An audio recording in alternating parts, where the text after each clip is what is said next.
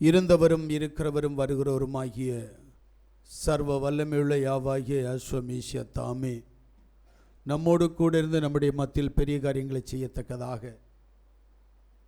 யாவுடைய சமூகத்தில் நாம் அவருடைய மன விருப்பத்தின்படி வாழ்வோமே, ஆனால் தேவன் நம்முடைய மத்தியில் பெரிய காரியங்களை செய்வார். இந்த வேளையில் வார்த்தையினுடைய ஊடாய் கடந்து போவதற்காக சங்கீதங்களின் புஸ்தகம் 19வது அதிகாரம் அதனுடைய 13வது வசனத்தை யாராவது சத்தமாக வாசிங்க. துணிகரமான பாவங்களுக்கு உமது அடியேனை விலக்கி காரும், அவைகள் என்னை ஆண்டு கொள்ள ஒட்டாதிரும், அப்பொழுது நான் உத்தமனாகி பெரும் பாதகத்துக்கு நீங்களாயிருப்பேன். அதனுடைய 12-13 இப்போ யாராவது சத்தமாக தன் பிள்ளைகளை உணர்கிறவன் யார்? மறைவான குற்றங்களுக்கு என்னை நீங்களாக்கும், துணிகரமான பாவங்களுக்கு உமது அடியேனை விலக்கி காரும், அவைகள் என்னை ஆண்டு கொள்ள ஒட்டாதிரும், அப்பொழுது நான் உத்தமனாகி பெரும் பாதகத்துக்கு நீங்களாயிருப்பேன்.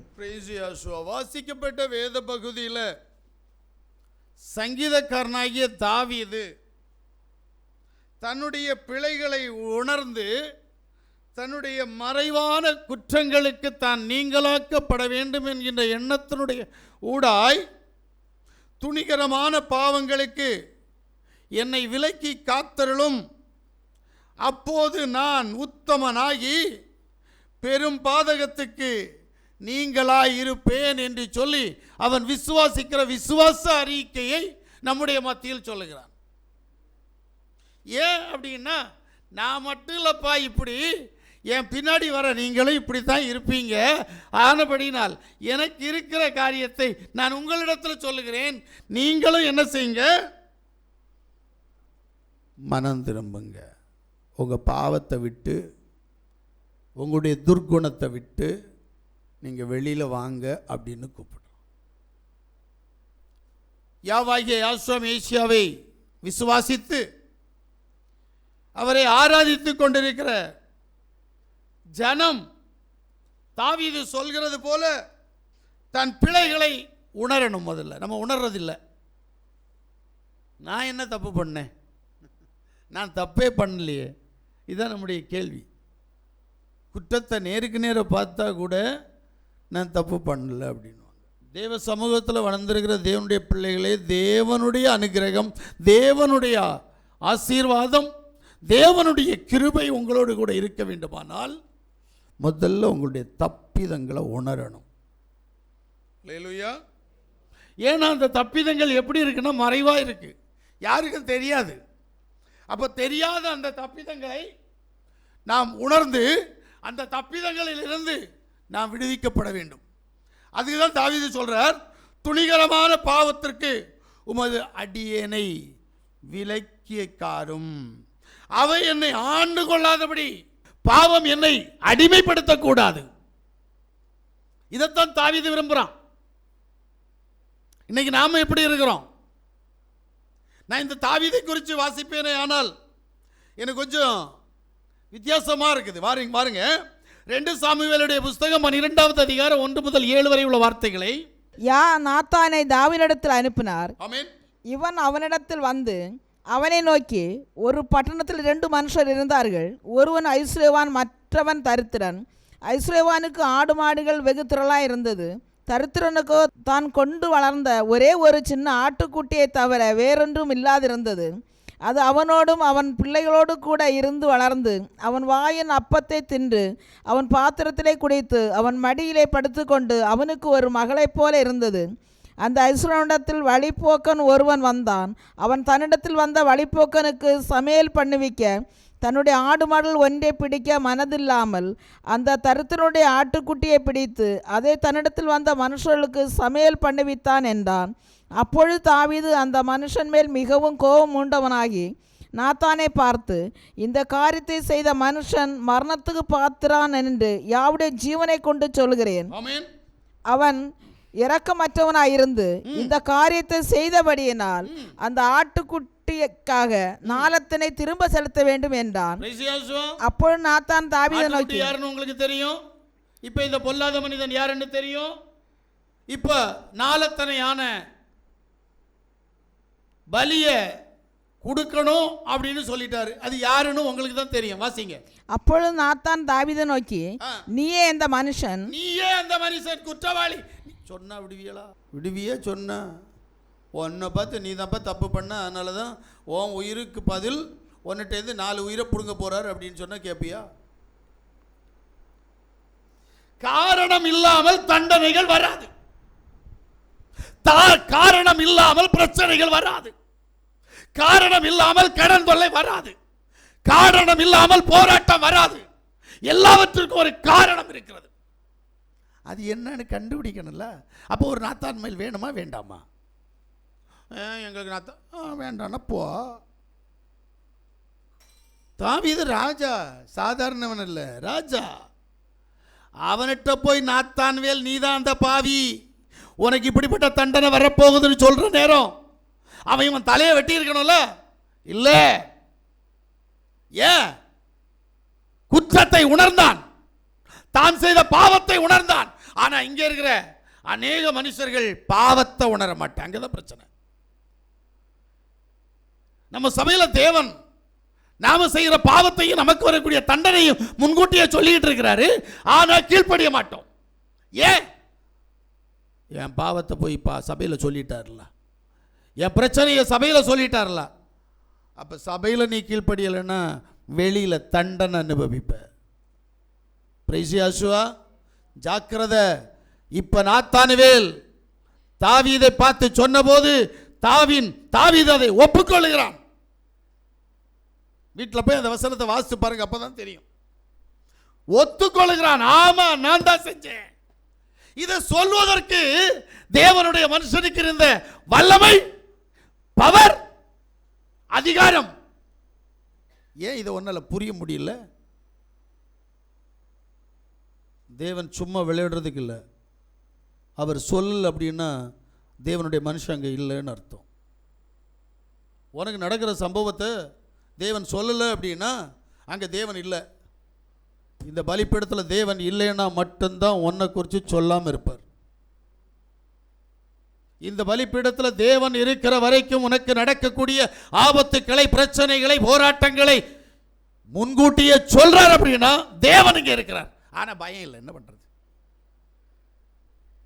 பிரைசியாசுவா, நமக்கு ஒரு பழக்கம், பாஸ்டர் ஜோம் பண்ணுங்க பாஸ்டர், பாஸ்டர் ஜோம் பண்ணுங்க பாஸ்டர், இதைத்தான் சொல்லிட்டு இருக்கிறோம். நீ ஜெபிக்கிறதுக்கு உனக்கு என்ன வேணும்? நீ முதல்ல ஜெபி. நீ ஜெபிக்க ஜெபிக்க உனக்கு வல்லமை கடந்து வரும். தேவனுடைய மகத்துவம் உனக்குள் வரும். ஆனா நீ என்ன செய்யறத? ஜெபிக்கிறது இல்லை. ஜெபிக்காத போது தாவீதுக்கு வந்த கிரியை உனக்கும் வரும். பிரைசியாசுவா, நாம நினைக்காத சம்பவங்கள் நடக்கும். அதுக்கு தான் வேதம் சொல்லுது. சங்கீதம் சொன்னார், என்னது? பாவம் செய்ய துணியாத, அது மறைமுகமான பாவமாக இருந்தாலும் சரி, அது எல்லாருக்கும் வெளிப்படையான பாவமாக இருந்தாலும் சரி, பாவம் செய்ய துணியாத. நாம பாவம் செய்ய தான் துணிவோம். பிரைசியாசுவா, அல்லேலூயா. எபிரேயருடைய புஸ்தகம் 11வது அதிகாரம் 22வது வசனத்தை நான் வாசிக்கிற போது, விசுவாசத்தினாலே ஆமென் கடந்து போனார்கள், ஆமென், எகிப்தியர் அப்படி செய்ய துணிந்து அமிழ்ந்து போனார்கள். இந்த வசனத்தை கொஞ்சம் உன்னிப்பா கவனிச்சீங்கன்னா உங்களுக்கு தெரியும். ஒரு செங்கடல், பார்வோனுடைய சேனைகள் இஸ்ரவேல் ஜனத்தை துரத்தி கொண்டு வருகிறார்கள், கொண்டு போடுவதற்காக, இல்லது மறுபடியும் அடிமைத்தனத்திற்குள்ளாக சேர்க்கும்படியாக துரத்துகிறார்கள். சர்வ வல்லமையுள்ள தேவன் அவர்களுடைய விசுவாசத்தை வர்த்திக்க பண்ணுகிறார். வேற ஒன்றும் செய்யல. என்ன செய்யறாரு? அவருடைய விசுவாசத்தை வர்த்திக்க பண்ணி விசுவாசத்தினுடைய ஊடாய் செங்கடலை 2ஆக பிளக்க செய்கிறார்கள். யோசிக்கிறீங்களா? நம்முடைய விசுவாசம் எதையாவது செய்யுமா? கேட்டா நம்ம விசுவாசி. ஏன் நம்ம விசுவாசம் கிரிய செய்ய மாட்டேங்குது? பிரச்சனைகளையும், போராட்டங்களையும், கஷ்டங்களையும், கடந்தொல்லையும், மரணத்தையும், வியாதியையும் நமக்கு கொண்டு வருகிறதே என்ன காரணம்? நாம முதல்ல சரியில்லைன்றதை உணரணும். தாவீது உணர்ந்தான். மோசேயின் மூலமாக விசுவாசத்தினுடைய ஊடாய் பரலோகத்தின் தேவன் நாசியின் சுவாசத்தினால் சமுத்திரத்தை ரெண்டாக பிளக்க பண்ணுகிறார் என்று சொல்லி வேதம் சொல்லுது. அல்லேலூயா. யாத்திராகமத்தினுடைய புஸ்தகம் 14வது அதிகாரம் 22வது வசனத்தை வாசிக்கிற போது, இஸ்ரவேல் புத்திரர் ஆமென், சமுத்திரத்தின் நடுவாக வெட்டாந்தரையிலே நடந்து போனார்கள். ஆமென். அவர்கள் வலதுபுறத்திலும் அவர்கள் இடதுபுறத்திலும் ஜலம் அவர்களுக்கு மதிலாக நின்றது. ஆமென். எப்படி? வெட்டாந்தரையில நடந்து போற மாதிரி நடந்து போறாங்க. ஏங்க, இறங்கி போற நேரம் பயம் இருக்குமா? ரெண்டு பக்கம் மலை போல கடல் நிக்குது. இது எப்போ நம்மளை மூடி கொன்னுடும்? அவங்களுக்கு யாருக்கும் பயம் இல்லை. ஏன்னா மோசேட்ட தேவனுடைய கோல் இருக்கிறது. மோசே தேவனுடைய மனுஷனாக இருக்கிறான். பயம் இல்லை, போயிட்டாங்க. இதை பார்த்த பார்வோனுடைய சேனைங்க, டேய், இந்த சும்மா ஒன்றும் இல்லாத பசங்கெல்லாம் கடலை ரெண்டாக கடந்து போறாங்க, நம்மவும் போயிடுவோமே. வேதம் சொல்லுது, மோசேட்ட சொன்னார், எந்த கோலால் செங்கடலை ரெண்டாக பிளந்தாயோ அதே கோலை மறுபடி திருப்பி காட்டு. காட்டுனதான் உண்டுங்க, அவ்வளவுதான். ரதங்கள், குதிரைகள், மனிதர்கள், யுத்த தளவாடங்கள் அத்தனை கடலில் மூழ்கி போனது. ஏன் உனக்கு நடக்கல? ஏன் உனக்கு நடக்கல? உன்னிட்ட அந்த விசுவாசம் இல்லை. தேவனுடைய வார்த்தைக்கு நீ கட்டுப்பட மாட்டேங்கிற. பாவத்திலும் பாவ பாரம்பரியத்துக்குள்ளும் மூழ்கி இருந்துட்டு நான் விசுவாசி, நான் தேவனுடைய மனுஷன் அப்படின்னு சொன்ன உனக்கு எதுவும் நடக்காது. உனக்கு நன்மை உண்டாக வேண்டுமானால் முதல்ல நீ விசுவாசியா இருக்கணும். இரண்டாவது, வேதத்தின் அதிசயங்களை அற்புதங்களை நம்பணும். அந்த அதிசயங்கள் அற்புதங்கள் எப்படி நடந்ததோ அப்படியே நீ மாறணும். மாற்றம் வராமல் ஒரு விடுதலை இல்லை. ஏங்க, நான் என்னுடைய உறவில் ஒரு பிள்ளைக்கு ஒரு ஆப்ரேஷன் நடந்துச்சு. என்னுடைய இன்னொரு உறவில் ஒரு ஆப்ரேஷன் நடந்துச்சு. ரெண்டு பேருக்கும் ஒன்று போல தான் நடந்துச்சு. இந்த அம்மா இங்கே வந்து உட்கார்ந்துருக்குறாங்க. ஆனால் இன்னொரு அம்மா நேத்தான் போய் பார்த்தேன், படுத்த படுக்க தான். ஏன்னு கேட்டால், இந்த அம்மா எல்லார்ட்டையும் சொன்னாங்களாம், என் காதுக்கு வந்துச்சு, கடவுள் எனக்கு விடுதலை தந்தார். கடவுள் தான், அவர் தான், யேசுவா தான். ஏன் அப்படின்னா, நான் இந்த அம்மாவுக்காக ஜெபித்தேன், சபையார் ஜெபிச்சிங்க. ஜெபித்ததனுடைய பலன் இந்த அம்மாவை இப்படி வந்து உட்கார்ந்துருக்கிறாங்க. ஆனால் அந்த அம்மாவுக்கு ரெண்டாவது ஆப்ரேஷன் முடிஞ்சு. ரெண்டாவது ஆப்ரேஷனில் 2 லட்சம் ரூபா செலவாச்சு. கொஞ்சம் யோசிக்கிறீங்களா? முதல் ஆப்ரேஷனுக்கு 1 லட்சம் ரூபாய்க்கு மேலே செலவாச்சு. அதை சரியாக்குறதுக்கு இப்போ 2 லட்சம் ரூபா செலவாச்சு. ஏன் கேட்குறேன்? ஏன் உனக்கு இப்படி நடக்குதுன்னு கேட்டா, உனக்கும் தேவனுக்கும் சம்பந்தம் இல்லை என்று சொன்னால் இது எல்லாமே நடக்கும். அல்லேலூயா. தேவனால் கூடாதது ஒன்றும் இல்லை. நம்பு, விசுவாசி. கழிஞ்ச நாளில் எனக்கு திடீர்னு இந்த அம்மா வீட்டுக்கு போகணுன்னு தோணுச்சு. போக வண்டி இல்லை. நான் இந்த அம்மாட்ட சொன்னேன், மக்களே, எனக்கு உங்கள் வீட்டுக்கு வரணும்னு தோணுது மக்களே, ஏதோ உங்கள் வீட்டில் ஏதோ ஒரு பிரச்சனை இருக்குது, நான் வரணும்னு தோணுது அப்படின்ட்டு. ஆமாம் பாஸ், பிரச்சனை இருக்குது. ஏன் தேவன் அதை எனக்கு சொல்லுகிறார்?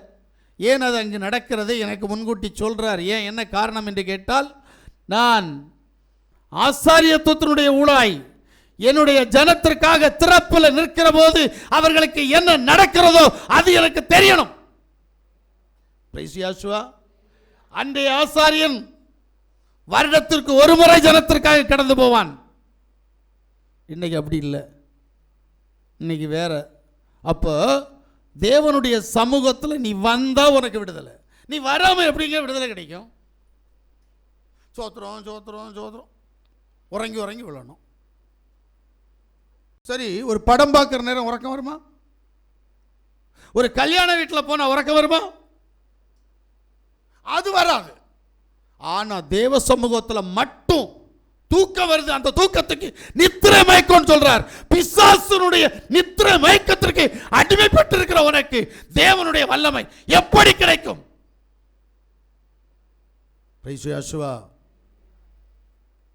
தாவீது அனுபவித்த சம்பவம் உங்களுக்கு தெரியும்.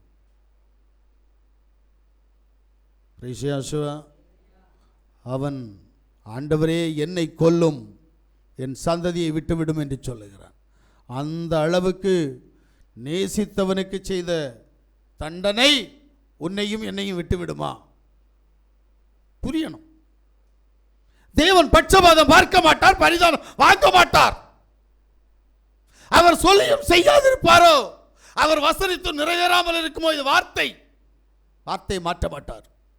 அப்ப நீ புரியணும், நான் செய்கிற தப்புக்கு தண்டனை பின்னாடி வருது.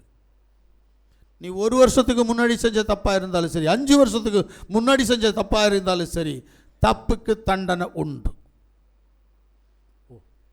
தமிழில் ஒரு பழமொழி உண்டு, உப்பு தின்னவன் தண்ணீர் குடிக்கணும். அது எப்படிப்பட்ட தண்ணியை கொடுக்கணும்னு நீங்கள் தீர்மானிக்கிறது, நான் எல்லாம் தீர்மானிக்கிறது மேலே இருக்கிறவர். ஏன்னா உப்பு தின்னு சொல்கிறது அவர் இல்லவா? ஆமென். அப்போ தண்ணி குடிச்சுதானே ஆகணும். ஆனால் மறந்துடும். நாம செஞ்ச தப்பிதங்கள் நமக்கு மறந்து போகும். தேவன் மறக்க மாட்டார். அவர் எப்பவுமே அவருடைய காரியத்தில் சரியா இருப்பார். ஆனால் விட்டு விடுவார், விட்டு கொடுப்பார். சரி இப்போ வேண்டாம், இப்போ தேவ சமூகத்தில் வந்துட்டு இருக்கிறாங்க, சரி இப்போ வேண்டாம், கொஞ்ச நாள் பார்ப்போமே அப்படின்னு விட்டு வைப்பார். அதுக்காக உன்னை சும்மா விட மாட்டார். தேவ சமூகத்தில் எவ்வளோ பெரிய வல்லமையான ஊழியக்காரர்களை கூட அவர் அதம் பண்ணினார். தேவனுடைய அப்போஸ்தலனுக்கே சங்காரம் கடந்து வந்தது என்று சொன்னால் உனக்கு எனக்கு எப்படி புரியல?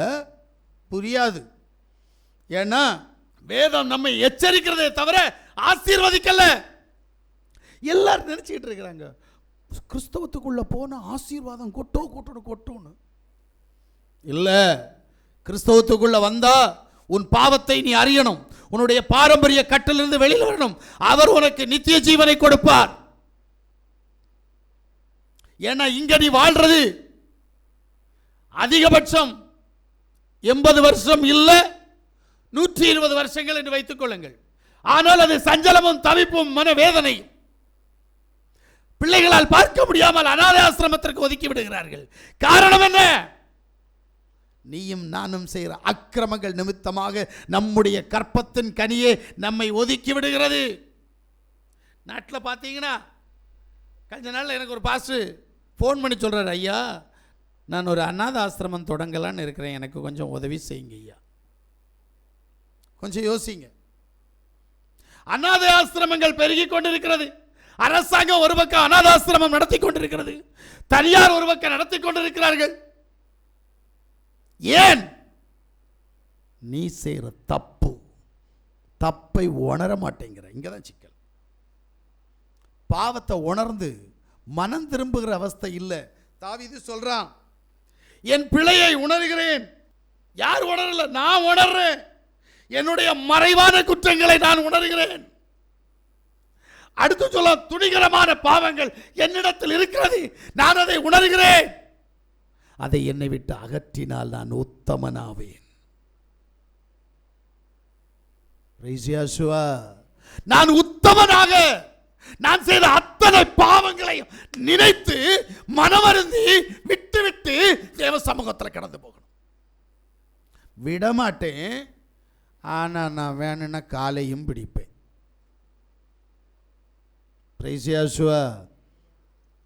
இல்ல சரி.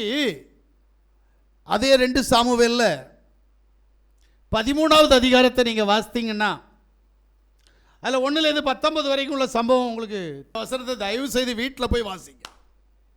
என்ன அப்படின்னா, அம்னோன் என்கின்றவனுக்கு தாமார் என்கின்ற ஸ்திரீயின் மேல் மோகம் கொண்டான். இச்சை வந்தது, ஆசை இச்சை வந்தது. யாருன்னு தெரியுமா? முதல்ல இந்த அம்மோனும் இந்த தாமாரும் யாருன்னாவது தெரியுமா? சகோதரர்கள். தகப்பன் ஒன்று, தாய் ரெண்டு. ரெண்டு பேருமே தாவீதினுடைய மறுமனையாட்டிகள். இவங்க ரெண்டு பேருக்கும் பிறந்த பிள்ளைகள்ல ஐயாவுக்கு சகோதரி மேல ஆசை வந்துருச்சு. இதனால நான் ஈஸியா சொல்லி முடிச்சிடுறேன். இதனால என்ன நடந்தது அப்படின்னா, அவளை எப்படியாவது அடைய வேண்டும் என்று சொல்லி கங்கணம் கட்டினான். ஆனால் அவளுக்கோ விருப்பம் இல்லை. ஒரு நாள் அவளை ஏமாற்றி, தாவீதினுடைய அனுமதியோடு கூட ஏமாற்றி அவளை அழைத்து கொண்டு போன இடத்தில் அவளை பலாத்காரம் பண்ணி வஞ்சித்தான். இப்ப அவ கெட்டு போனவள். கெட்டு போனவளை தன் வீட்டை விட்டு துரத்துகிறான். வேதத்தை வீட்டில் போய் வாசித்து பாருங்க, அப்பதான் உங்களுக்கு புரியும். துரத்திட்டான். தாவீது இதுல ஒண்ணுமே பேசல, நலமானது ஒன்றும் பேசல. எனக்கு இது ஆச்சரியமா இருக்குது. ஏன்னா தாவீதுக்கு பிள்ளைங்க. தாவீது இதை கண்டுக்கவே இல்லை. காதுக்கு வந்துச்சா? ஆமா. அந்த பிள்ளை தாமார் போய் தன்னுடைய வஸ்திரத்தை கிழித்து சாம்பலில் உட்கார்ந்து அவ அழுது புலம்பிக் கொண்டிருக்கிறாள். ஆனா தாவீது அதை கண்டுகொள்ளவில்லை. ஏன்? பையனை ஒன்றும் செஞ்சிடக்கூடாது. ஏன் பையன்ல பிள்ளை போனா பரவாயில்ல, பையன் இருக்கட்டும். இப்ப இதை பார்த்தான் ஒருவன். யாரு? தாமாருடைய அண்ணன் அப்சலோம். ஐயா வெறி கொண்டார். வெறி கொண்டபடினால் அம்னோனை தந்திரமாய் கொலை செய்தான். தண்டனை வஞ்சிச்சு உடல் ரீதியிலான மாம்ச இச்சைக்கு ஒன்று நீ ஒப்பு கொடுத்து நீ ஒருத்தரை கெடுத்தேன்னா உன்னை சும்மா விட்டுறலாமான்றதான் வேதத்தினுடைய சட்டம். இப்போ நினைப்பீங்க, நாங்கள் தான் யாரையுமே எதுவுமே செய்யலையே. ஆமேன். செய்கிறது எங்கே தெரியுமா? மனசில் செஞ்சாலும் தண்டனை தான். ஆமேன். வேதம் சரியா சொல்லுது, ஒரு ஸ்திரியை இச்சையோடு பார்க்கிற எவனும் அவளோடு விபச்சாரம் செய்தாயிற்று. ஒரு ஆணை இச்சையோடு பார்க்கிற எந்த ஸ்திரீயும் அவனோடு விபச்சாரம் செய்தாயிற்று. இது வேதம். அப்போ உனக்கு தண்டனை உண்டு. மரண தண்டனையை தேவன் அனுமதித்திருக்கிறார். ஜாக்கிரதை. நினைக்கிறதுக்கு செஞ்சதுக்கு ரெண்டாவது, நினைக்கிறதுக்கே நடக்குது. அப்ப எப்படி? இது வேத புஸ்தகம். இந்த வேத புஸ்தகம் ஒன்று சும்மா விடாது. நாம் தெரிஞ்சோ தெரியாமலோ அவரால் ஏதோ ஒன்று நடப்பிக்கப்பட்டு அவருடைய சமூகத்தில் நாம் கடந்து வந்துவிட்டோம். தேவன் வந்தவங்க எல்லாருக்கும் ஏதாவது ஒன்று செய்வார் தெரியுமா? ஏன்னா அதான் அவருடைய இம்பார்ட்டன்ட். ஒரு இழுப்பு இழுப்பார். அந்த இழுப்பில் ஏதோ ஒரு அற்புதத்தை செஞ்சு அவரை என்ன செய்வார்? தன்னண்டையில் இழுப்பார். அப்போ தன்னண்டை அற்புதத்துக்காக, அடையாளத்திற்காக தன்னண்டையில் வந்துடுவாங்க. வந்தவங்களுக்கு வேதத்தை கொடுப்பார். வேதத்தை கொடுத்து நிலைச்சு நின்றால் வேதத்தின் ஆழங்களை கற்றுக் கொடுப்பார். அது வெளிப்பாடு. அது அவருடைய ராஜ்யம். இதுதான் உண்மை. இப்ப அப்சலோம் என்ன செஞ்சிருக்கிறான்? அம்னோனை கொலை பண்ணிட்டான். இப்ப தாவீது கண்டுக்கல. தன் மகளை விபச்சாரம் செய்து கெடுத்தவனையும் ஒன்று செய்யவில்லை, தன் மகனை கொலை செய்தவனையும் ஒன்று செய்யவில்லை. ஏன்னா இவனும் பையன். எப்படி? நான் என்ன சொல்ல வரேன்னு உங்களுக்கு புரியுதா? தப்பு செஞ்ச தண்டனை உண்டு. திருந்து இல்லைன்னா சத்துருவேன். யாரா இருந்தாலும் இங்க பட்சபாதம் இல்லை, பரிதானம் இல்லை, திருந்து இல்லை, தண்டனை உண்டு. ஆமென். அப்போ சர்வ வல்லமையுள்ள தேவன் உன்னோடு கூட இருக்கிறார் என்று சொன்னால், உன்னை தற்காக்கிறார் என்று சொன்னால், நீ பாவத்திற்கு, மறைவான பாவத்திற்கும் பொல்லாப்புக்கும் ஒன்னை நீ என்ன செய்யணும்? ஒப்பு கொடுத்து புதுப்பிக்கப்படணும். பாடுறியா? ஆமென். இல்லையே, நம்மகிட்ட அந்த குணம் தான் இல்லையே, என்ன பண்றது? அப்ப தேவன் சும்மா விட மாட்டார். எப்பவுமே தேவன் அவரா உன்னை தீங்கு செய்ய மாட்டார். நீ அவருடைய சமூகத்தை விட்டு தூரம் போனேன்னா அவர் உனக்கு தீங்கு செய்ய அனுமதிப்பார். நான் ஒன்று தெரியாமல் கேட்குறேன், நம்ம குடும்பத்தில் பிசாசனுடைய போராட்டம் எதுக்கு வருதுங்க? நீங்கள் எல்லாருமே இஸ்ரவேலர், நான் நம்புகிறேன். ஆனால் உங்கள் வீட்டில் பிசாசு போராட்டம் எதுக்கு வருது? வேதம் என்ன சொல்லுது? இஸ்ரவேலுக்கு விரோதமான மந்திரவாதமும் யாக்கோபுக்கு விரோதமான குறி சொல்லுதலும் இல்லை. அப்போ நீ இஸ்ரவேலா இல்லை, யாக்கோபா இல்லை, அதனால தான் உனக்கு பிசாசு வருது. யார் செஞ்சா என்ன, எதை கடந்து போன உனக்கு என்ன? அல்லேலூயா. எந்த துர்தேவதைகளாலும் உன்னை ஒன்றும் செய்ய முடியாது, செய்யக்கூடாது. இன்னைக்கு கட்டப்பட்டிருக்கிறியே ஏன்னு கேட்பேன். அல்லேலூயா. இப்போ வாசிங்க எபிரேயருடைய புஸ்தகம் 5வது அதிகாரம் அதனுடைய 1வது வசனத்தை வாசிங்க. அன்றியும் மனுஷர்கள் தெரிந்து கொள்ளப்பட்ட எந்த பிரதான ஆசாரியனும் பாவங்களுக்காக காணிக்கைகளையும் பலிகளையும் செலுத்தும்படி மனுஷருக்காக தேவ காரியங்களை பற்றி நியமிக்கப்படுகிறான். இங்கதான் ஒரு ரகசியத்தை சொல்றார். யாருக்குமே புரியாத ஒரு ரகசியம் இது, இதுவரைக்கும் யாரும் கேள்விப்படாத ஒரு ரகசியம். என்ன? பிரதான ஆசாரியன் விசுவாசிகளுக்காக தேவனுக்கு காணிக்கை மற்றும் பாவங்களுக்கான பலியை செலுத்த வேண்டும் என்பது யாவுடைய சித்தம். இங்கே தானே சிக்கல் வந்துருச்சு. ஆசாரியன் உன்மேல் என்ன நினைக்கிறான், ஆசாரியன் உனக்காக என்ன பண்றான். இன்னைக்கு நிறைய பேர் சொல்றாங்க ஆசாரியன் இன்னைக்கு இல்லையே, அது பழைய ஏற்பாடு அல்லவா. பைபிள்னா என்னன்னு தெரியாதவங்க தான் பேசுவான். ஒரு சகோதரர் என்கிட்ட கேள்வி கேட்டிருக்கிறார், ஐயா ஆசாரியத்தம்னா என்னங்க, எப்படி ஆசாரியன் ஆகிறது? நான் உனக்கு சொல்லி கொடுக்க மாட்டேன். எப்போ நீ அஸ்வமிஷாவை தரிக்கிறியோ அதுக்கப்புறம் வேணும்னா சொல்லித்தார். பிரைசியாசுவா எங்க முதல்ல ஆசாரியத்துவம்னா என்னன்னு தெரியணும். பழைய ஏற்பாட்டில் ஆரோனை சர்வ வல்லமையுள்ள தேவன் ஆசாரியனாக நியமித்தார். ஆரோனுடைய சந்ததியில் 24 பேர் ஆசாரியர்கள். உங்களுக்கு தெரியாத ஒரு சம்பவம், இங்க ஆரோனுடைய குடும்பத்தில் 24 பேர் ஆசாரியன். எதுக்கு அப்படின்னா ஆலயத்தில் வேலை செய்வதற்கு வேலைகள் பகிர்ந்து கொடுக்கப்பட்டது. அவனவனுக்கு கொடுக்கப்பட்ட நேரத்தில் அவனவன் கடந்து வந்து அந்த ஆசாரியத்துவ வேலையை அவன் செய்யணும். ஆரோனை மட்டும்தான் அழைத்தார். ஏன்? ஆரோனுடைய சந்ததிக்கு இந்த 24 ஆசாரியத்துவத்தை கொடுத்தார். நீங்க வாசிக்கணும்னா 1 நாளாகமம் 24வது அதிகாரத்துக்குள்ள போகணும். இப்போ வாசிக்க நேரம் இல்லை. இரண்டாவதாக புதிய ஏற்பாட்டில் பழைய ஏற்பாடு முடிந்து புதிய ஏற்பாடு என்று சொல்லக்கூடிய இந்த நாட்கள் தொடங்குகிற போது ஆசாரியன் யாரு அப்படின்னு கேட்டா யாசுவா. அவர் பிரதான ஆசாரியன். ஆமென். மெல்கியேதேசை முறைமையின்படி அவர் ஆசாரியத்துக்குள் கடந்து போனார், ஆசாரியனாக இருந்தார், ஆசாரியன் பலி செலுத்தினார். சரி, இந்த ஆசாரியத்துவம்னா என்ன? தன்னுடைய ஜனத்திற்காக வருடத்திற்கு ஒரு முறை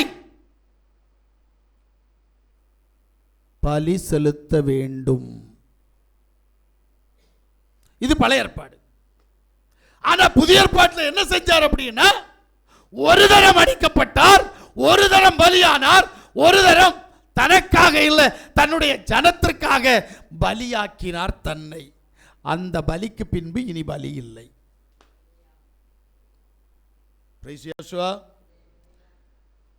அப்ப யோசிக்க வேண்டிய ஒரு பகுதி இங்க இருக்கு. யாசுவா தான் ஆசாரியர், அப்புறம் நீ என்ன ஆசாரியர்? வேணும்ல, கேட்போம்ல.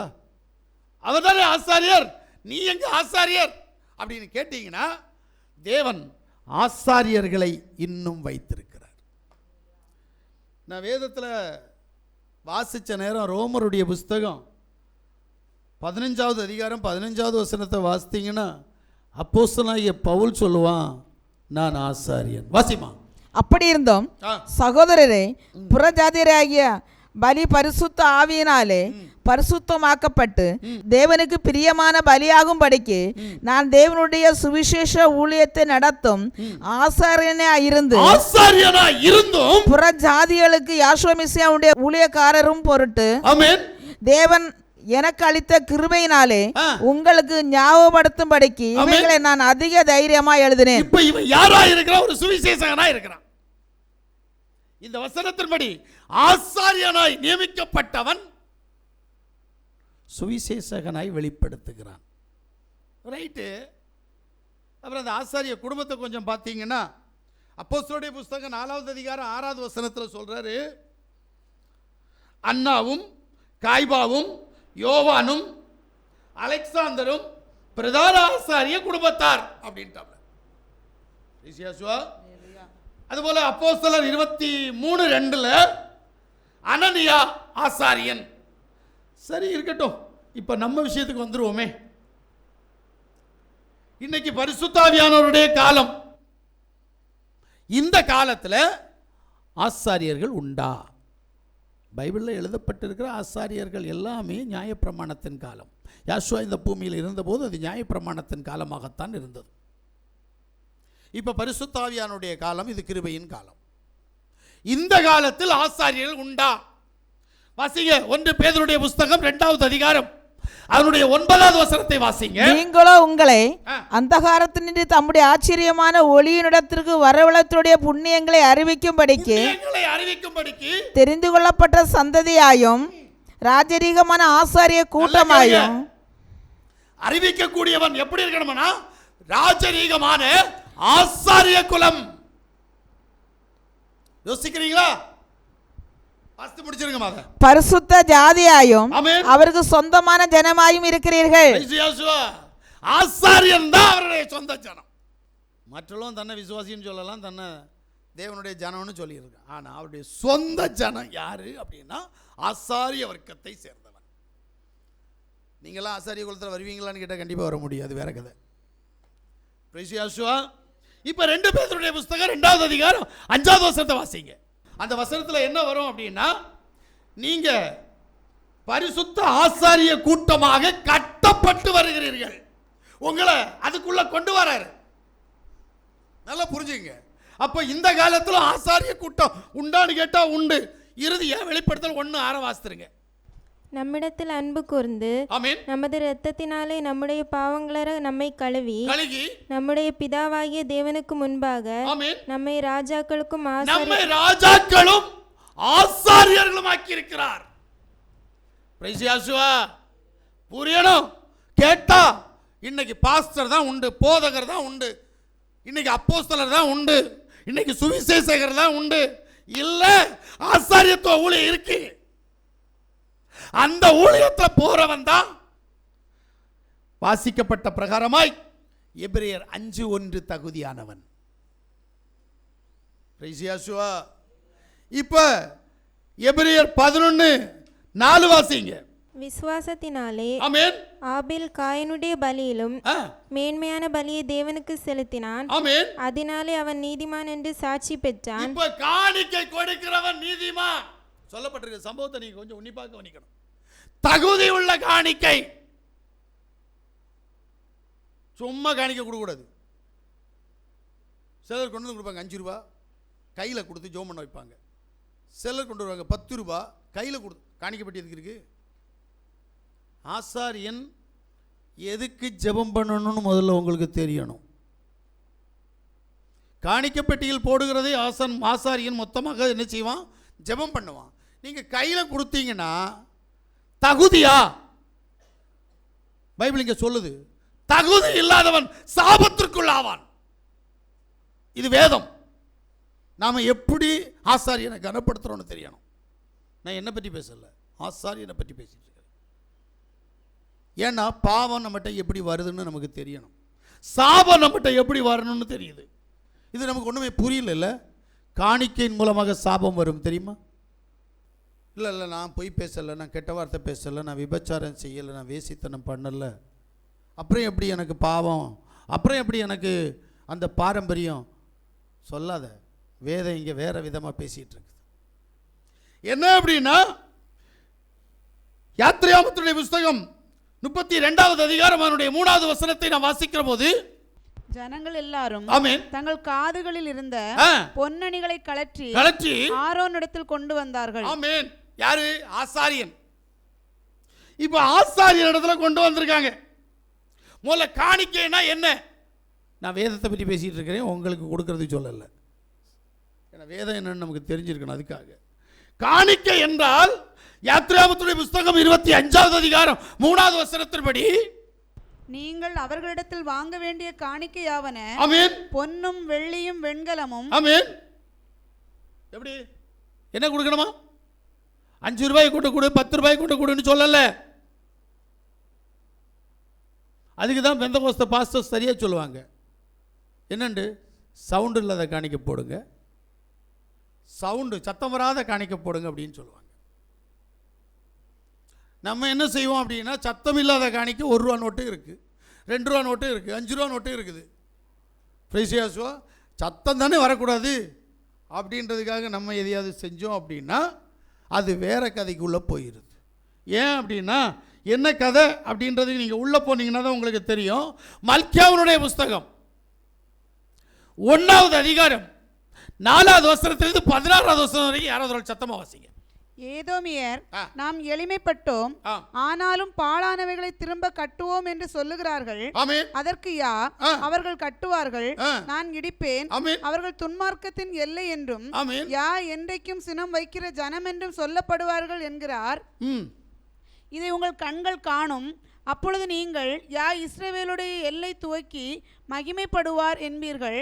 குமாரன் தன் பிதாவையும் ஊழியக்காரன் தன் எஜமானையும் கனம் பண்ணுகிறார்களே, நான் பிதாவானால் என் கனம் எங்கே? நான் எஜமானானால் எனக்கு பயப்படும் பயம் எங்கே? என்று சேனைகளின் யா தமது நாமத்தை அசட்டை பண்ணுகிற ஆசாரியர்களாகிய உங்களை கேட்கிறார். அதற்கு நீங்கள் உமது நாமத்தை எதனாலே அசட்டை பண்ணினோம் என்கிறீர்கள்?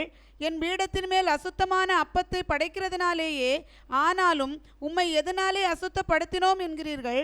யாவுடைய பந்தி எண்ணமற்று போயிற்றென்று நீங்கள் சொல்லுகிறதுனாலேயே. நீங்கள் கண் ஊனமானதை பலியிட கொண்டு வந்தாலும் அது பொல்லாப்பல்ல. நீங்கள் காலு ஊனமானதை நசல் பிடித்ததையும் கொண்டு வந்தாலும் அது பொல்லாப்பல்ல என்கிறீர்களே. அதை நீ உன் அதிபதிக்கு செலுத்து, அவன் உன்மேல் பிரியமாய் இருப்பானோ, உன் முகத்தை பார்ப்பானோ என்று சேனைகளின் யா கேட்கிறார். வாசிக்கப்பட்ட வேத பகுதியில் ஊனமானதையும் நசல் பிடித்ததையும் கொடுக்கிறாய். அந்த 5 ரூபா 10 ரூபா 50 ரூபாயே கொண்டு உன்னுடைய அதிகாரிக்கு கொடுத்து பார். இதுதான் வேதம். அவன் உன்னை மதிப்பானோ? தேவ சமூகத்தில் நம்ம என்ன பண்ணிட்டு இருக்கிறோன்றத வேதம் திட்டவட்டமாக சொல்லுது. கேட்டால் சொல்லுவோம், 5 ரூபாய் பற்றி பேசல, 10 ரூபாய். அது எல்லாமே நசல் கொண்டதாம். 2வது 10வது வசனத்தில் சொல்லும் போது சொல்றார், எவன் கூலி இல்லாமல் வேலை செய்வான். 14வது வசனத்தில் சொல்றார், உரியதை கொடுக்காவிட்டால் சாபம். இப்ப லேவியருடைய புஸ்தகம் 27வது அதிகாரம் 28லிருந்து 33 வரைக்கும் வாசிச்சோம்னா, ஒருவன் தன் வசத்திலுள்ள நரஜீவன்களாவது மிருக ஜீவன்களாவது காணியாட்சி நிலத்திலாவது எதையாகலும் யாவுக்கென்று சாபத்தீடாக நேர்ந்து கொண்டால் அது விற்கப்படவும் மீட்கப்படவும் கூடாது. நேர்ந்து கொள்ளப்பட்டவைகளை எல்லாம் யாவுக்காக பரிசுத்தமாயிருக்கும். நரஜீவனில் சாபத்தீடாக நியமிக்கப்பட்டவைகள் எல்லாம் மீட்கப்படாமல் கொலை செய்யப்பட கடவது. தேசத்திலே நிலத்தின் வித்திலும் விருட்சங்களின் கனியிலும் தசோபாகம் எல்லாம் யாவுக்குரியது, அது யாவுக்கு பரிசுத்தமானது. ஒருவன் தன் தசோபாகத்தில் எவ்வளவாவது மீட்டுக்கொள்ள மனதாய் இருந்தானால் அவன் அதனுடன் 5ல் 1 பங்கை கூட்டி கொடுக்க கடவான். கோலின் கீழ்ப்பட்ட ஆடு மாடுகளிலே 10ல் 1 பங்குங்கிறதெல்லாம் யாவுக்கு பரிசுத்தமானது. அது நல்லதோ இழப்பமானதோ என்று அவன் பார்க்க வேண்டாம், அதை மாற்றவும் வேண்டாம். மாற்றினால் அதுவும் அதற்கு பதிலாக கொடுக்கப்பட்டதும் ஆகிய 2ம் பரிசுத்தமாகும். அது மீட்கப்படக்கூடாதென்று அவருடைய சொல் என்றார். இஸ்ரவேல் புத்திரருக்கு சொல்லும்படி யா சீனாமலையிலே மோசேக்கு விதித்த கட்டளைகள் இவைகளே. வேதத்தில் வாசித்த இந்த வேத பகுதி, வேதம் சொல்லுது, சாவும் சாபமும் கடந்து வரும்.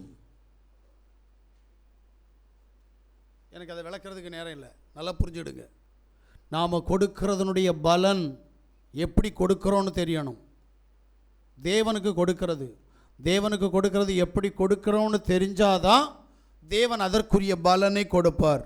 இறுதியாக ஒரு வசனத்தை வாசித்தீங்கன்னா 2 கொரிந்தியருடைய புஸ்தகம் 11வது அதிகாரம் 9வது வசனத்தை வாசிங்க. நான் உங்களோடு இருந்து குறைவுபட்ட போதும் ஒருவரையும் நான் வருத்தப்படுத்தவில்லை. மக்கெதோனியாவிலிருந்து வந்த சகோதரர் என் குறைவை நிறைவாக்கினார்கள். என்னுடைய குறைவை நிறைவாக்கினார்கள். எவ்விதத்திலேயும் உங்களுக்கு பாரமா இராதபடிக்கு ஜாக்கிரதையா இருந்தேன். இனிமேலும் நான் ஜாக்கிரதையாய் இருப்பேன்.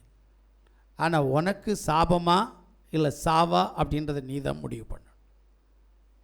என்னை குறித்து, அதாவது ஆசாரியனை குறித்து வேதம் சொல்லுது, ஆசாரியனை குறித்து அவர் கவலைப்பட வேண்டும், அவர் பார்த்து கொள்வார். அதனால தான் சொல்றாரு, காணிக்கை கொடுப்பதிலும் தசமபாகம் கொடுப்பதிலும் துணிகரம் கொள்ளாதே. தாவீது சொன்னான்ல, அந்த துணிகரம் இன்னைக்கு நம்மகிட்ட இருக்கு. எங்க காணிக்கை எவ்வளவு கொடுக்கணுமா, தசமபாகம் யாருக்கு கொடுக்கறது தெரியுமா? உனக்கு தந்த ஆசீர்வாதத்தில் நீ தந்தவருக்கு கொடுக்கிற. இந்த எண்ணம் இருக்கா உன்கிட்ட? தந்தவர் தேவன். மெல்கியேதேக்கு முறைமையின்படி ஆபிரகாம் என்ன செய்தான் என்று சொன்னால், அவனுக்கு கிடைத்ததில் கொடுத்தான். நல்லா புரிஞ்சுக்கணும், என்ன கிடைச்சிச்சோ அதை கொடுத்து தான் ஆகணும். இது வேதம். ஆனால் நம்ம கொடுக்கல அப்படின்னா அது சாபமாக மாறும், அது சாவை கொண்டு வரும். இதுதான் வேதம். அதனால தான் தேவன் என்ன சொல்றாரு, இதுல துணிகரம் கொள்ளாத, தேவன் சொல்றபடி செய். ஏன்னா என்ன, அவர் விடுவிக்கணும், எனக்கு நன்மையானதை செய்யணும் அப்படின்னா தேவ சமூகத்தில் நீ கொடுத்தா அவர் திருப்பி கொடுப்பார். நீங்கள் கடன் நிறைய பேருக்கு இருக்குது. அதுக்காக நான் உங்களுக்கு சொல்ல மாட்டேன், பேங்கில் நீங்கள் நல்லா எனக்கு கொடுத்தீங்கன்னா பேங்க் அக்கௌண்ட்டில் உங்களுக்கு பணம் ஏறும் அப்படிலாம் நான் சொல்ல மாட்டேன். அது சொல்கிறதுக்கு ஆளுங்க இருக்காங்க. ஆனால் இங்கே என்ன நடக்கும் அப்படின்னா, தேவன் சொல்கிறாரு, நீயோ கடன் வாங்க மாட்டாய், ஆனால் கடன் கொடுப்பாய். இப்போ நம்மவே கடைக்காரனாக இருக்கோம். எப்படிங்க இந்த கடன் தீரணும்னா ஒரே ஒரு வழி இருக்குது. நீ ஒன்றும் ஊழியக்காரனுடைய மனைவின்னு நினச்சிக்கோ. உனக்கு கடன் இருக்கு, உனக்கு உபத்திரம் இருக்குன்னு நினச்சிக்கோ. இப்போ உன்கிட்ட என்ன இருக்கு, இந்த கேள்விக்கு நீ பதில் தேடணும். வேற ஒன்றும் வேண்டாம். கடன் எவ்வளோ வேணாலும் இருக்கட்டும், இப்போ உன்கிட்ட என்ன இருக்கு? இங்கே தான் நீ அறிய வேண்டிய அறிவு வராது உனக்கு புத்தி. கடன் பிரச்சனையிலேருந்து வெளியில் வரணும்னா, ஊழியக்காரன் ஊழியக்காரனுடைய மனைவி, ஊழியக்காரன் இறந்து போனான், மனைவிட்ட கேட்குறான், உன்னிடத்தில் என்ன இருக்கு? அவள்கிட்ட ஒன்றும் இல்லை. அவ சொன்னா, கலசத்தில் கொஞ்சம் எண்ணெயும் ஒரு பிடி மாவும் இருக்கு, அதை சாப்பிட்டுட்டு செத்துடலான்னு நினைக்கிறேன். நான் கான்செப்டை புரியணும். நீங்க இப்ப இருக்கிறத ஊழியக்காரன்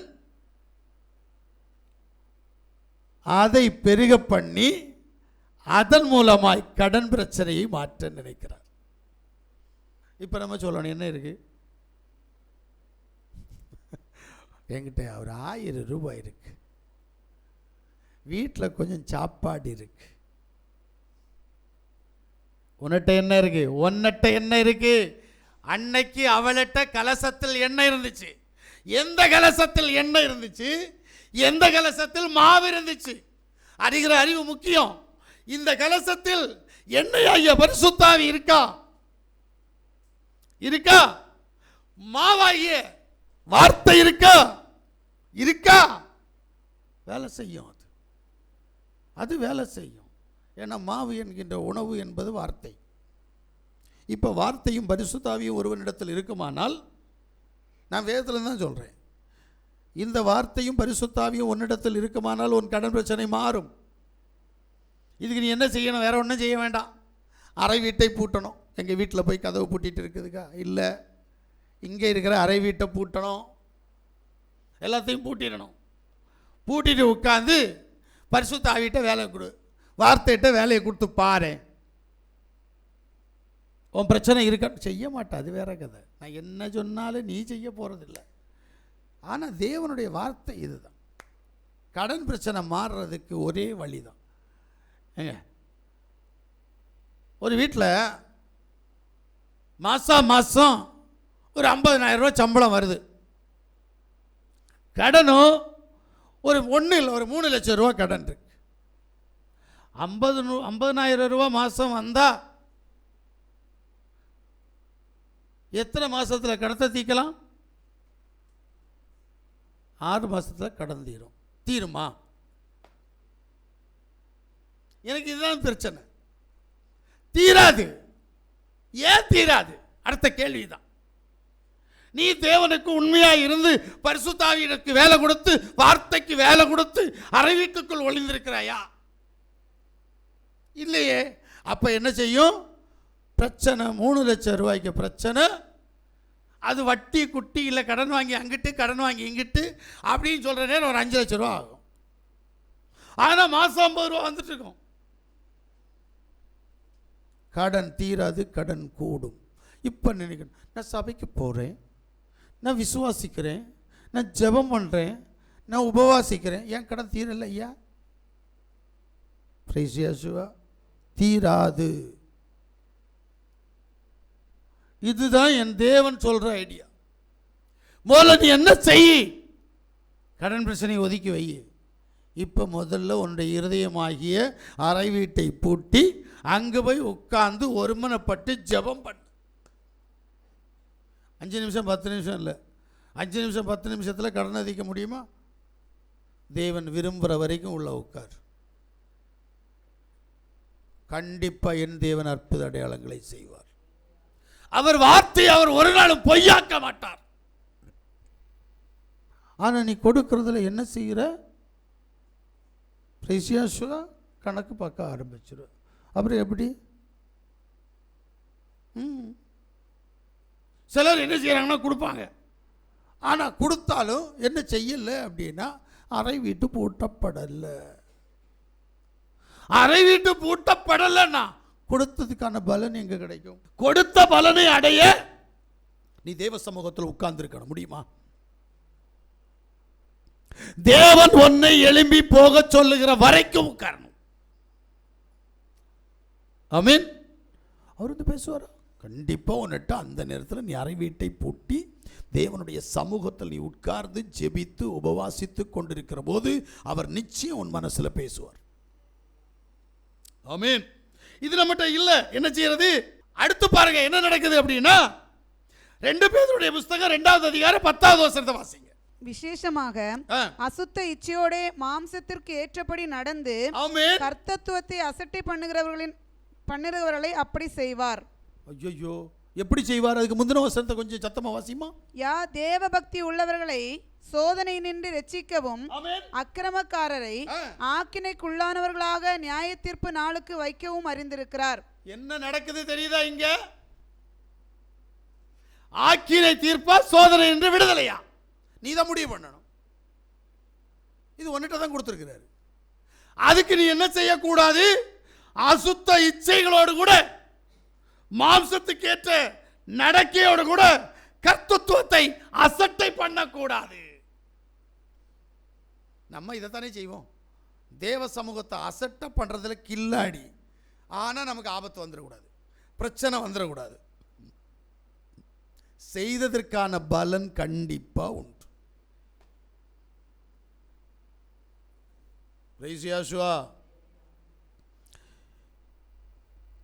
தயவு செய்து ஒன்று சொல்றேன். முதல்ல நம்முடைய மன விருப்பத்தின்படி நாம் நடக்கிற போது அநேகர் நமக்கு விரோதமாக எழும்புவார்கள். நாம் யாவுடைய சித்தத்தின்படி நடக்கிற போது சத்துருடைய வாசலை நமக்கு சுதந்திரமாக்கி தருவார். இதை முதல்ல புரியணும். இங்க என்ன சொல்றார்? அசுத்த இச்சை அப்படின்னா என்னதுங்க? அசுத்த இச்சைன்னா பரிசுத்த வேதத்தில் நோண்டி பார்த்த நேரத்தில் வேதம் சொல்லுகிறது, உலக ஆசை, பாவ இச்சை, துர் இச்சை, மோக இச்சை, மாம்ச ஆசை இச்சை ஆகிய 5 குணங்கள் அசுத்த இச்சைகள். புரிஞ்சுச்சா?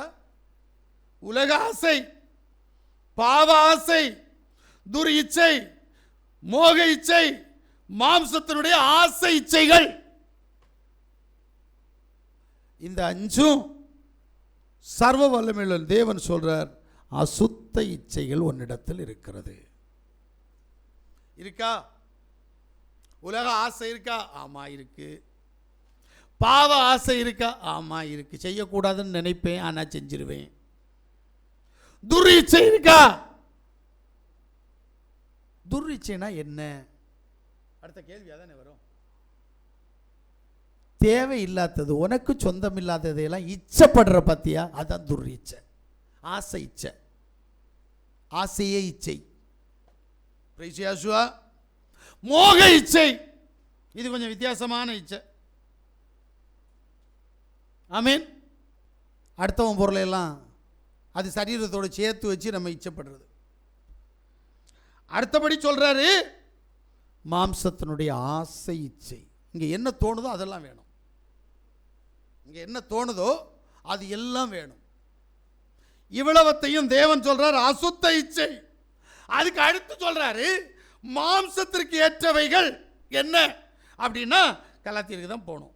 விபச்சாரம், வேசித்தனம், அசுத்தம், காம விகாரம், விக்கிரகம், விக்கிரக வழிபாடு, பில்லி சூனியம், பகைகள், விரோதங்கள், வைராக்கியங்கள், கோபங்கள், சுய ஆசைகள், பிரிவினைகள், கோஷ்டி பூசல்கள், பொறாமைகள், குடிவெறிகள், களியாட்டுகள் ஆகிய 17 குணம்.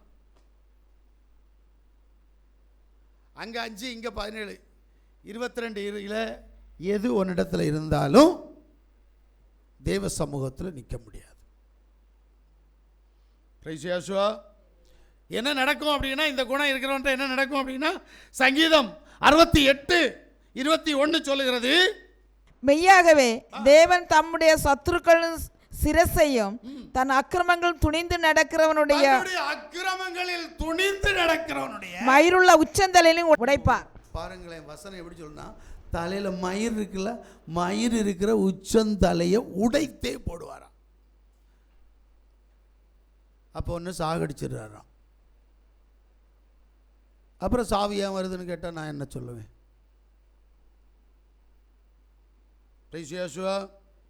அல்லேலூயா. இதனால்தான் பரிசுத்தமாகாமல் இருக்க ஒரு துணிகரவனிடத்தில் இருக்கக்கூடாது. அது பிசாசு. ஜெபிக்க விடாது, உபவாசிக்க விடாது, வேதத்தை தியானிக்க விடாது. தலை எண்ணிக்கைக்கு சபையில் வந்து உட்கார்ந்தா மட்டும் போதாது, சபைக்கு வரணும். சிலர் ஆராதனை கூடி விடுதலை விட்டு விடுகிறது போல நீயும் விட்டு விடாதீர் என்று சொன்னார். சபைக்கு வரணும், ஆனா சபைக்கு மட்டும் வந்து என்ன பிரயோஜனம்? செய்ய வேண்டியவைகள் எல்லாம் செய்யணும்ல. நல்லா புரிஞ்சுங்க. ஏன் தேவன் உனக்கு தண்டனையை கொடுக்கிறார் என்று சொன்னால் நீ புரியணும். நமக்கு தான் புரியாது. அல்லேலூயா. அதனால தான் சங்கீதம் 19:13 வாசித்தீங்கன்னா இன்னும் புரியும். துணிகரமான பாவங்களுக்கு உமது அடியனை விலக்கி காரும். ஆமென். அவைகள் என்னை ஆண்டு கொள்ள ஒட்டாதிரும். அப்பொழுது நான் உத்தமனாகி பெரும் பாதகத்துக்கு நீங்களாயிருப்பேன். பெரும் பாதகத்துக்கு நீங்களாயிருப்பேன். ஐயா, உனக்கு பிரச்சனை வேண்டாம், போராட்டம் வேண்டாம், மரண கண்ணிகள் வேண்டாம், கடன் வேண்டாம், போராட்டம் வேண்டாம்னா கேட்ட வசனத்தின்படி துணிகரமான பாவங்களுக்கு விலகி வாழும். அவ்வளவுதான், முடிஞ்சு. அப்ப நீ உத்தமனாவ, அப்ப உனக்கு வரக்கூடிய பெரும் பொல்லாப்புக்கு நீ நீங்களாக்கி விடுவிக்கப்படுவாய். எப்படி? இந்த பெரும் பாதகம் என்று சொன்னா கட்டளையை மீறுவது, மீறினவன் மனம் திரும்பாமல் பாவத்தில் வாழ்வது.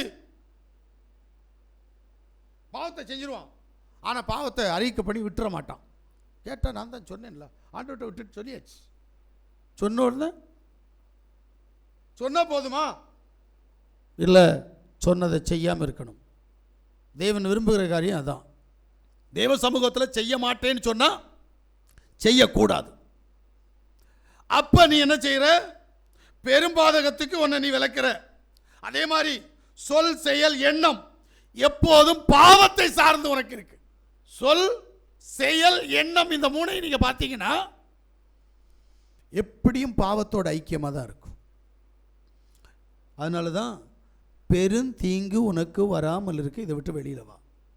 சிந்திக்கிறது, அது நல்லா இருக்குதே, அதை அடிச்சு மாத்தினா நல்லா இருக்குமே, இது நல்லா இருக்குதே, இதை அடிச்சு மாத்தினா நல்லா இருக்குமே. பெருந்தீங்கு வராமல் வேற என்ன வரும்? அல்லேலூயா, அல்லேலூயா. ஏன்னா யோசுவா உனக்காகத்தான் வந்தார். 1 தீமோத்தேயு 1:15 வாசிக்கிற போது, பாவிகளை ரட்சிக்க மெசியா யாசுவா உலகத்தில் வந்தார் என்கிற வார்த்தை உண்மையும் எல்லா அங்கீகரிப்புக்கும் பாத்திரமானது. அவர்கள் பிரதான பாவினான். பார்த்தீங்களா? இந்த பாவியை விடுவிக்க யோசுவா இந்த பூமிக்கு வந்து யோவான் சுவிசேஷம் 5:14 உனக்கு சொல்லி இருக்கிறார். பாவியே, நீ என்ன செய்யணும்ட்டு. அதற்கு பின்பு யாசுவா அவனை தேவாலயத்தில் கண்டு, இதோ நீ சொஸ்தமானாய், அதிக கேடானதொன்றும் உனக்கு வராதபடி இனி பாவம் செய்யாதே என்றார். ஆமென். அப்ப பாவம் செஞ்சா உனக்கு அதிக கேடு வரும். அது எதுவா இருந்தாலும் சரி, நோயா இருந்தாலும் சரி, போராட்டமா இருந்தாலும் சரி, கடனா இருந்தாலும் சரி, இல்லை அவமானமாக இருந்தாலும் சரி, அல்லது உபத்திரவமாக இருந்தாலும் சரி, அது எதுவோ உனக்கு சத்ருவாக இருக்கிறது எதுவோ அது உன் பாவத்தினால் வருகிறது. அப்போ தேவன் சொல்லுகிறபடி இனி பாவம் செய்யாதே, செஞ்சா இதை விட மோசமானது உனக்கு வரும். பிரைஸ் யேசுவா.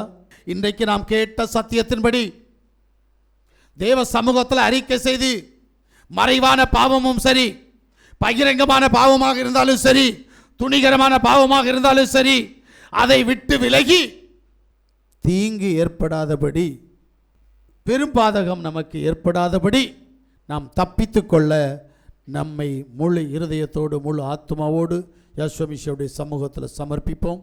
எல்லாரும் கண்களை மூடுவோம்.